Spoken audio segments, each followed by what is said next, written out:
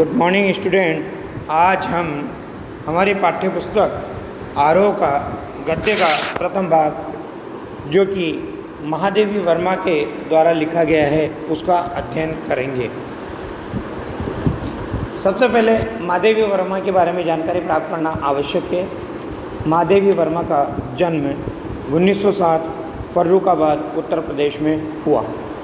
इनके द्वारा साहित्य की विभिन्न विधाओं का क्षेत्र, काव्य के क्षेत्र के अंतर्गत निहार, नीरजा, सांध्य गीत, रश्मि, दीपशिखा, यामा आदि काव्य संग्रह इनके द्वारा लिखे गए।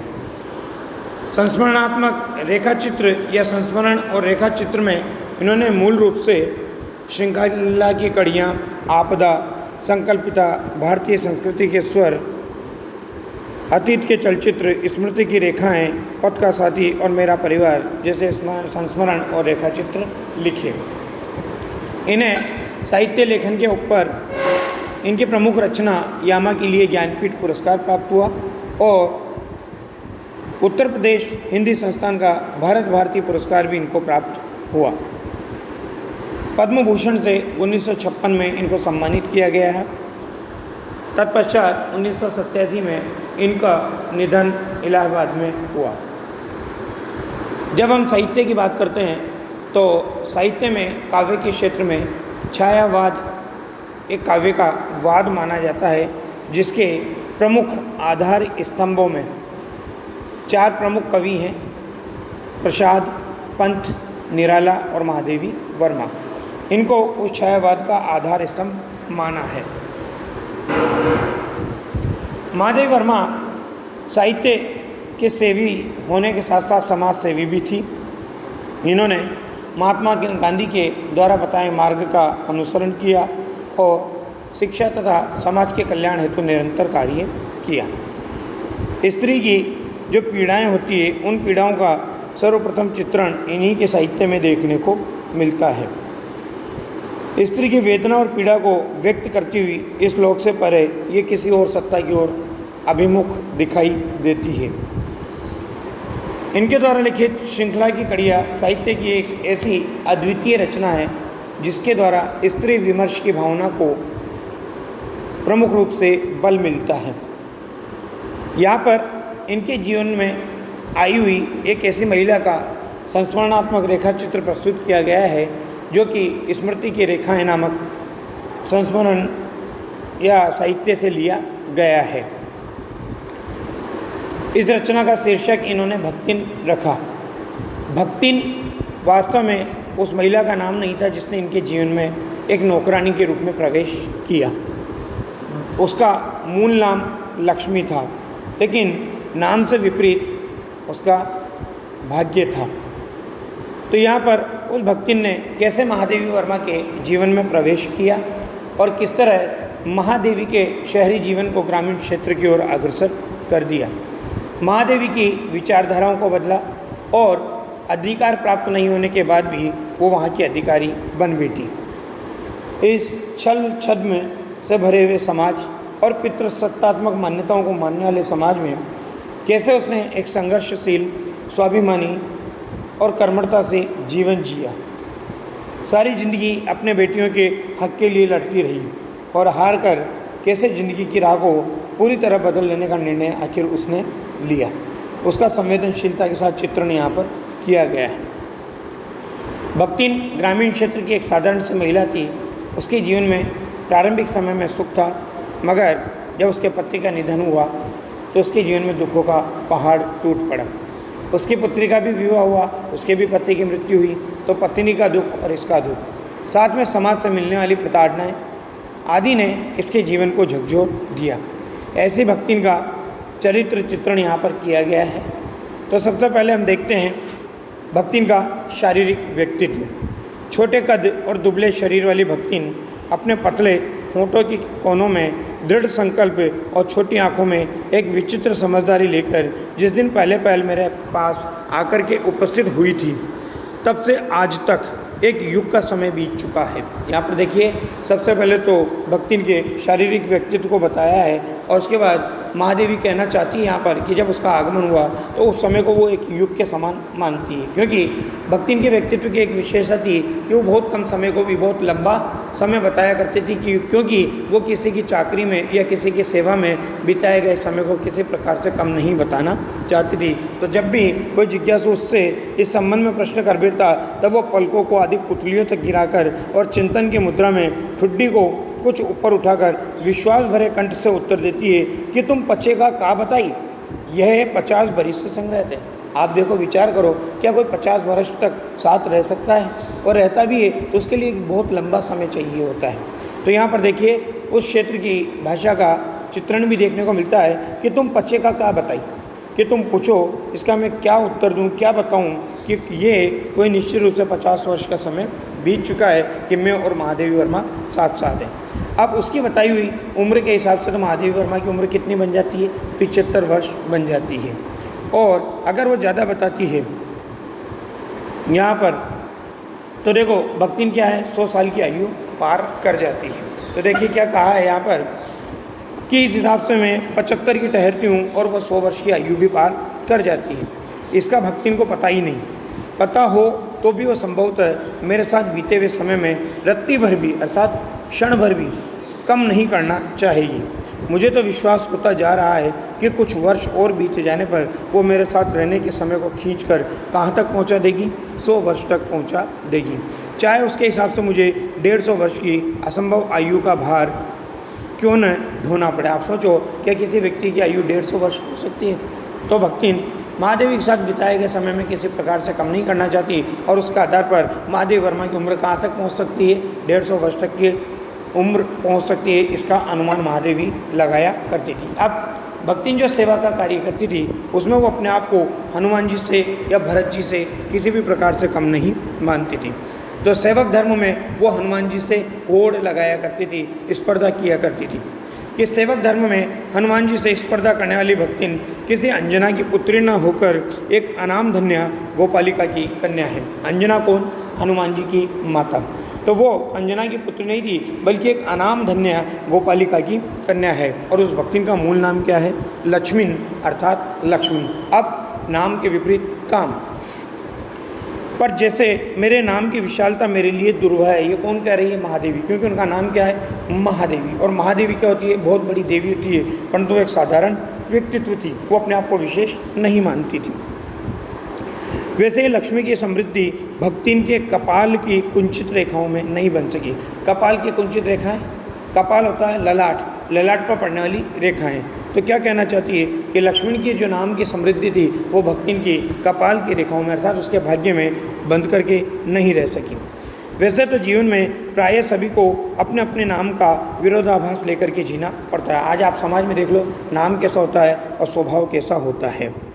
पर भक्तिन बहुत समझदार है, क्योंकि वो अपना समृद्धि सूचक नाम किसी को बताती नहीं है। केवल जब नौकरी की खोज में आई थी तब ईमानदारी का परिचय देने के लिए उसने शेष इतिवृत्ति के साथ यह भी बता दिया था, पर इस प्रार्थना के साथ कि मैं उसका किसी कभी नाम का उपयोग ना करूं। इतिवृत्त प्राचीन घटनाक्रम, प्राचीन इतिहास, उसे कहा जाता है इतिवृत्त। लेकिन वो इस नाम से क्यों बचना चाहती थी? क्योंकि वो अपनी पुरानी पहचान को भूलना चाहती थी और वो नाम उसके लिए उपयोगी नहीं था, वैसा उसका जीवन नहीं था। पर भक्तिन बहुत समझदार है, क्योंकि वो अपना समृद्धि सूचक नाम किसी को बताती नहीं है। केवल जब नौकरी की खोज में आई थी तब ईमानदारी का परिचय देने के लिए उसने शेष इतिवृत्ति के साथ यह भी बता दिया, पर इस प्रार्थना के साथ कि मैं कभी नाम का उपयोग ना करूं। अगर उपनाम रखने की प्रतिभा होती तो मैं सबसे पहले उसका प्रयोग अपने ऊपर करती। ये कौन कह रही है? महादेवी वर्मा, क्योंकि उसको भी अपना नाम पसंद नहीं था। इस तथ्य को वो देहातीन, क्या जाने, देहातीन ग्रामीण क्षेत्र की महिला। इसी से जब मैंने कंठी माला देख कर कि गले में जो कंठी माला पहन रखी थी उस कंठी माला को देख करके उसका नया नामकरण किया, तब वह भक्तिन जैसे कवित्वहीन नाम को पाकर भी गदगद उठी।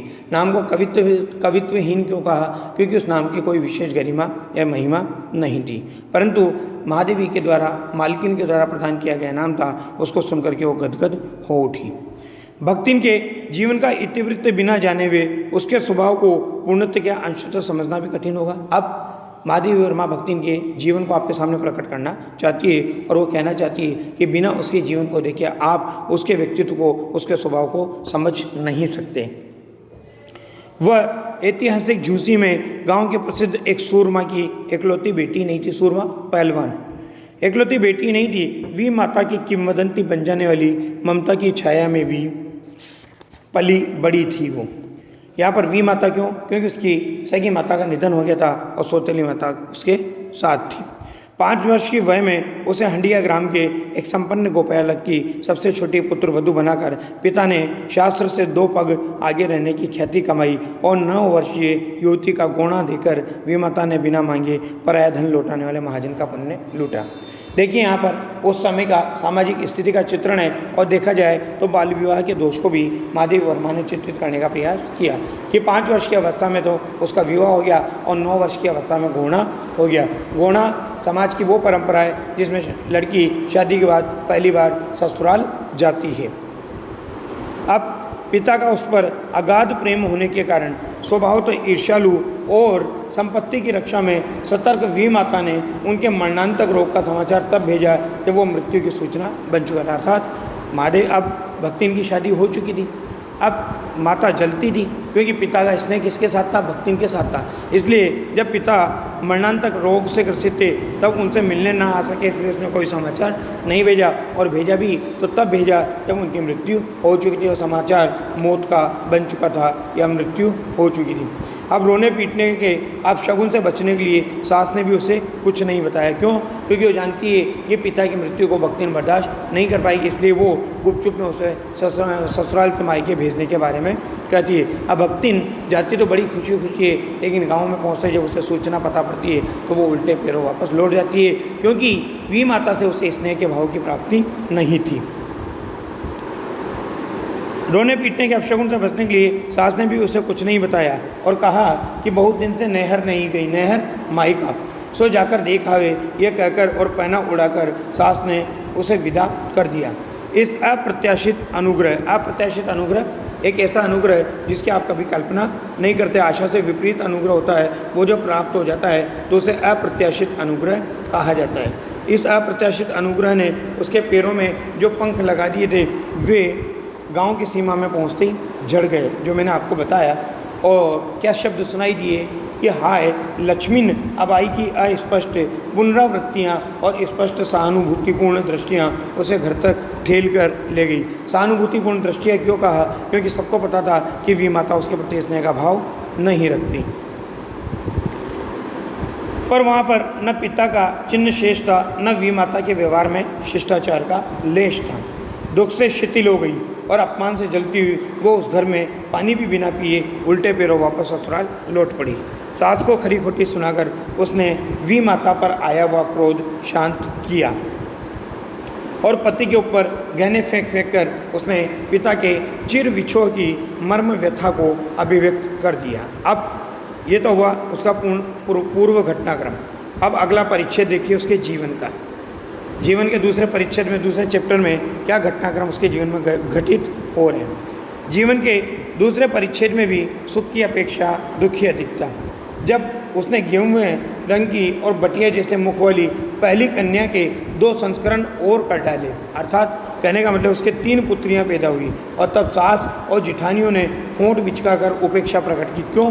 क्योंकि सब पुत्र को धन मानते हैं। पुत्रियों का जन्म उस समय समाज में सम्मान का पात्र नहीं था।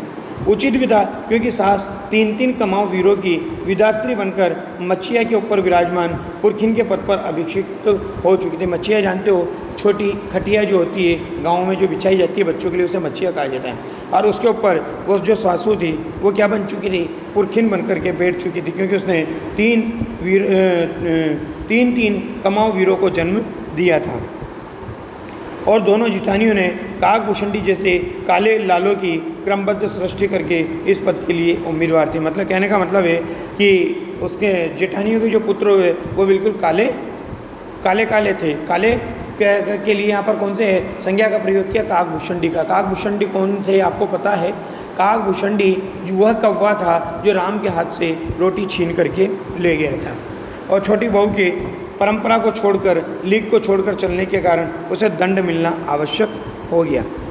अब जिठानियाँ बैठकर लोक चर्चा करती, अर्थात संसार की बातें करती, और उनके कलूटे लड़के धूल उड़ाते, वो मट्ठा फेरती, कूटती, पीसती, रांधती, और उसकी नन्ही लड़कियां गोबर उठाती, कंडे पाथती। जिठानियाँ अपने भात पर सफ़ेद राबड़ी रखकर गाढ़ा दूध डालती और अपने लड़कों को ओढ़ते हुए दूध पर से मलाई उतार कर खिलाती। ये उस परिवार की स्थिति का चित्रण है कि सारा काम भक्तिन को करना पड़ता और जिठानियों को आनंद की प्राप्ति होती है। खाने को भी भक्तिन को अच्छा नहीं मिलता और जिठानियों को अच्छा मिलता। वो काले गुड़ की डली के साथ कठौती में मट्ठा पाती और उसकी लड़कियां चने बाजरे की घुघरी चबाती। इस दंड विधान के भीतर कोई ऐसी धारा नहीं थी जिसके अनुसार खोटे सिक्कों की टकसाल, यहाँ पर खोटे सिक्कों की टकसाल क्यों कहा? क्योंकि पुत्रियों का जन्म हुआ था। जैसी पत्नी से पति को विरक्त किया जा सका, मतलब उसका पति भी उससे असीम स्नेह करता था। अब जेठानियाँ कितनी चुगली करते ही, लेकिन वो पति का प्रेम उसके प्रति कम नहीं होता। सारी चुगली चबाई की परिणति उसके पत्नी प्रेम को बढ़ा करके ही होती, मतलब जितनी शिकायत आती उतना ही उसका पत्नी के प्रति प्रेम बढ़ जाता। जबकि जिठानियाँ बात बात पर धमाधम पीटी और कूटी जाती, पर उसके पति ने उसे कभी उंगली भी नहीं छुआई।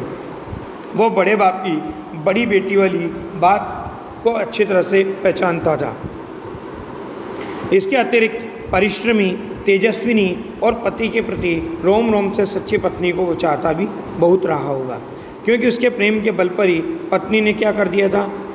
अलगोजा करके सबको अंगूठा दिखा दिया। अलगोजा करना मतलब परिवार से अलग होकर के रहने लगी थी और काम वही करती थी, इसलिए गाय, भैंस, खेत खलिहान, अमराई के पेड़ आदि के संबंध में उसी का ज्ञान बहुत बड़ा चढ़ा था। उसने छांट छांट कर ऊपर से असंतोष की मुद्रा के साथ और भीतर से पुलकित होते हुए जो कुछ लिया वह सबसे अच्छा भी रहा। साथ ही परिश्रमी दंपत्ति के निरंतर प्रयास से उसका सोना बन जाना भी स्वाभाविक हो गया। मतलब भक्ति ने अपनी मेहनत से जो कुछ भी उसको मिला बंटवारे में, उस बंटवारे में मिली हुई चीज़ों को भी अपनी मेहनत से, लगन से और परिश्रम से सोने के रूप में परिणित कर दिया। बाकी बाद में।